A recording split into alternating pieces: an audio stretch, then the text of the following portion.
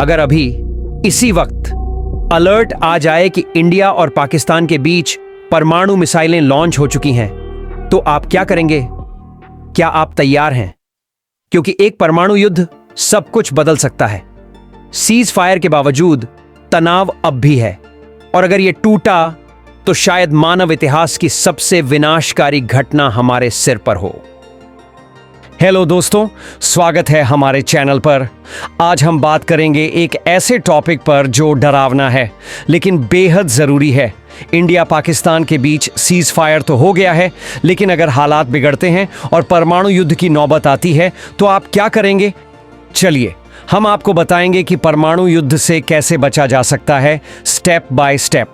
तो वीडियो को लाइक करें, चैनल को सब्सक्राइब करें और चलिए शुरू करते हैं।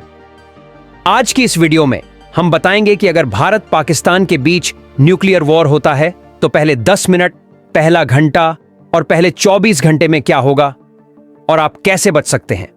मान लीजिए एक सुबह 6:23 न्यूज ब्रेक होता है। इस्लामाबाद और नई दिल्ली के बीच मिसाइलें दागी गईं। सैटेलाइट डिटेक्शन से पता चलता है कि ये कोई आम मिसाइल नहीं, परमाणु हथियार हैं। परमाणु विस्फोट होते ही हमें तुरंत प्रतिक्रिया देनी होती है। हमारे पास बचने के लिए सिर्फ 10 से 60 सेकंड तक का समय होता है।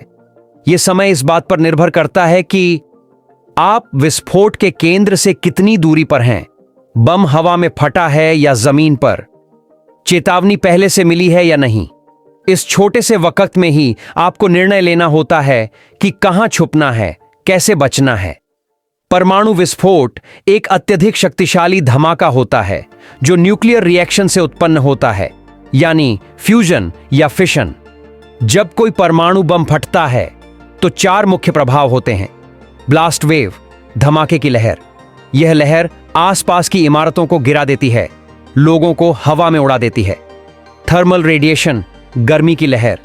यह इतनी तेज होती है कि इंसानी शरीर झुलस सकता है। रेडियो एक्टिव रेडिएशन, यह दिखती नहीं है लेकिन सबसे ज्यादा खतरनाक होती है। EMP यानी इलेक्ट्रोमैग्नेटिक पल्स, यह सभी इलेक्ट्रॉनिक डिवाइस को बंद कर देता है। परमाणु धमाके न्यूक्लियर एक्सप्लोजन के बाद जीवित रहने, सर्वाइव करने के लिए 3 दिन सबसे महत्वपूर्ण होते हैं। इनमें से शुरुआती 24 घंटे सबसे क्रिटिकल होते हैं क्योंकि इस दौरान रेडियो एक्टिव फॉलआउट का असर सबसे ज्यादा होता है। विस्फोट होते ही आपके पास कितना समय होता है?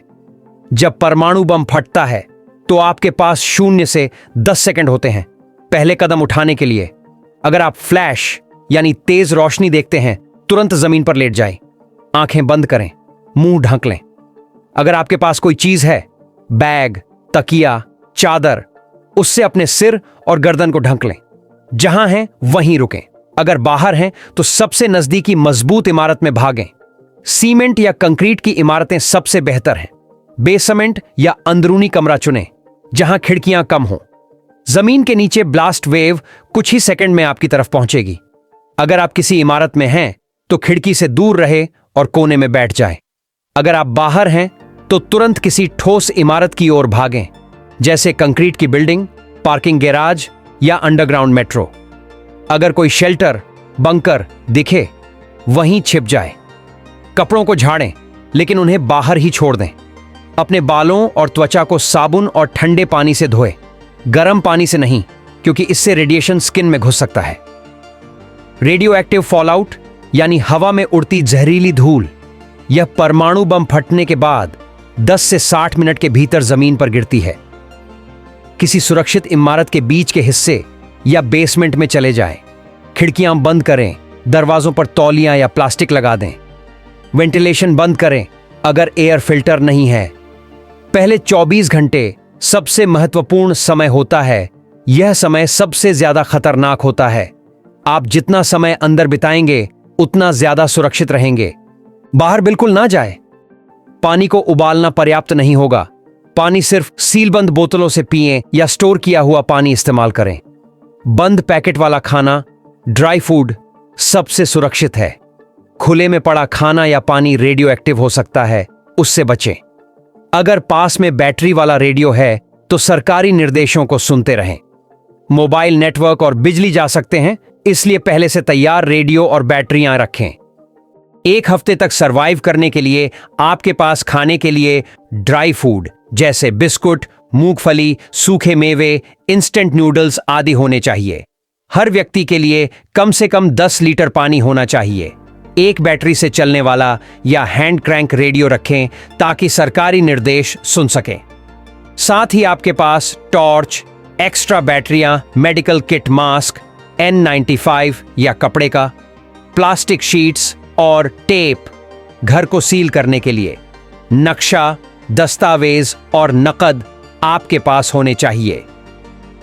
भविष्य में ऐसी दुर्घटना से निपटने के लिए हम सभी ऐसा कर सकते हैं।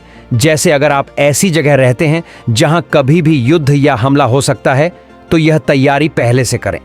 आप अपने घर में एक शेल्टर बनवाएं, बेसमेंट में एक कमरा बनाएं जिसे पूरी तरह सील किया जा सके। हवा के आने जाने के लिए फिल्टर सिस्टम लगाएं। जरूरत पड़ने पर कम से कम 14 दिनों के लिए खाना और पानी का इंतजाम कैसे करेंगे। परिवार को सिखाएं, सबको बताएं कि परमाणु विस्फोट होने पर क्या करना है। बच्चों को समझाएं कि उन्हें घबराना नहीं है।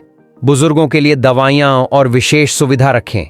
जानवरों और पालतुओं की सुरक्षा करें, उन्हें भी अंदर ले आए।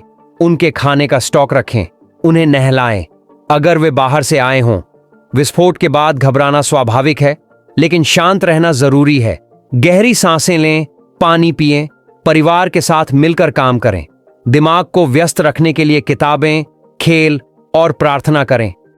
सरकारी सहायता और बहाली की प्रक्रिया, सरकार द्वारा बचाव दल भेजे जाएंगे। जब तक सरकार से सुरक्षित का संदेश न आए, बाहर न निकलें। बचावकर्मी आपके पास आकर मदद करेंगे, उनकी बात मानें। परमाणु विस्फोट का ख्याल ही डरावना है, लेकिन डर से ज्यादा जरूरी है तैयारी। अगर आप जानते हैं कि क्या करना है, तो आपकी जान बच सकती है।